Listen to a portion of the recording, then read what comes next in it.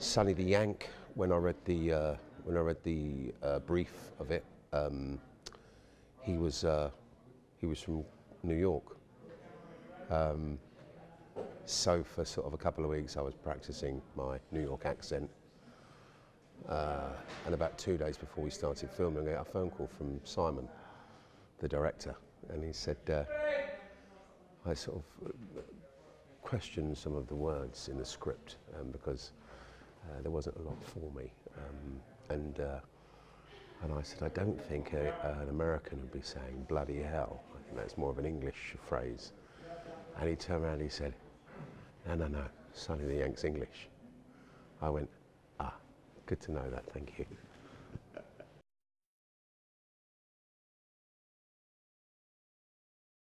His name is it's Bernard.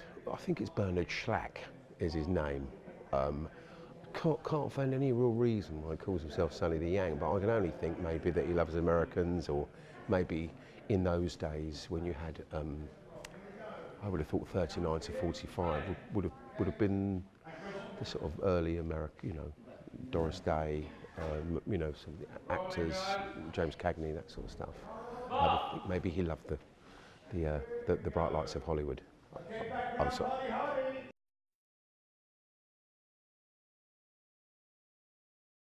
No, not at all. Not at all. I sort of, for myself, I kind of, I sort of, you know, the London gangster stuff has only, to me, I've only ever seen really about the craze. You know, I can remember years ago watching the film The Brighton Rock, and I thought that was a fantastic movie, and I've not really seen, you know, other stories about, you know, what goes on in London, and when this came about, Once Upon a Time in London, you know, and it was Terry Stone that was going to star and produce it, I thought, this you know, this looks, you know, very promising. You know, it's I think it's very true from what we've seen so far of it. I mean, Jack Comer was a very violent man, you know. And I think in those days, you know, the violence was sort of hands-on, you know, so you know, stabbings and, you know, killings and whatever. But and it was involved with gangs, and I thought, because it only, you know, I mean, I don't know how many films they've made about the craze, but they'd sort of, as far as we go with London gangsters, you go London gangsters, oh, the craze. So I'd never heard of Jack the Spot. Obviously, I wasn't born in those days, and I'd never heard any stories about him, but in sort of looking at it and reading of the different characters and the different people that what you know, that are involved in this movie, from Billy Will to Mr. White, obviously Jack, and you know, it's very interesting piece. What's his?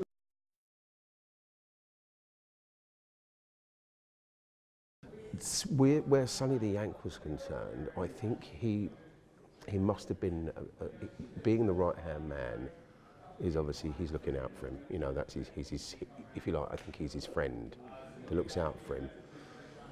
The piece for me, because there's not, in this part for me, there's not a lot of dialogue, which sometimes makes it harder for an actor, because you've got to really try and work it out yourself of what you're doing without saying anything. And the piece that I did see was that when, I think with villains, like say for instance, you know, I guess it's like an employer, like a regular job, you know, you'd get sick pay or whatever. Jack did not look after Sonny's family when he was away, and he would have obviously been away in jail, probably due to something that he'd done with Jack. So I would think that probably goes a long way to him not being very happy with what Jack's doing, you know. And I think as this film progresses, and Jack's, you know, the violence that comes from Jack, and the sort of, you know, wanting to be, you know, king of the underworld, you know, you always sort of think there's always going to be someone that's going to want to knock you off, you know. So it's an interesting piece.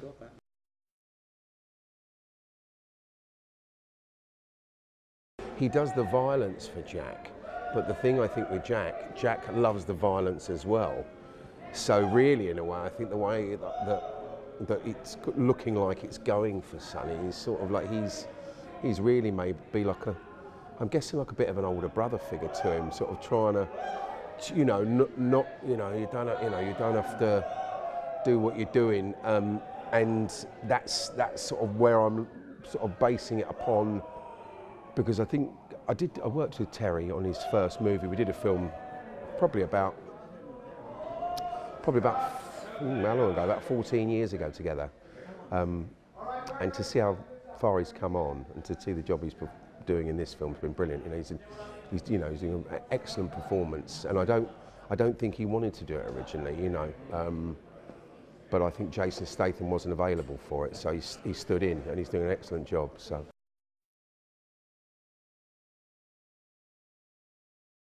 Well, I'd heard about, because I hadn't. Terry previously had been doing the had been doing all the club scenes, you know, doing that sort of thing, and he'd got into the acting, which was lovely, and then he became a bit of a producer, and I think he's been producing films all the way along. I haven't seen him. I said to my wife the other day, I said, I haven't seen Terry for years, you know, and it's just life, you know. I mean, I've been away in America, come back, blah, blah, blah, but I just sort of, it's just the way life is. And we actually don't live too far away from each other, but it's where he's concerned. He's been getting these scripts to get, you know, getting the funding, the scripts, and you know, getting it done. And I know that, I mean, you know, for you ask anyone trying to make films, it's hard trying to get the funding, you know, because people, you know, well, you know, what am I getting out of it? So really pleased with him.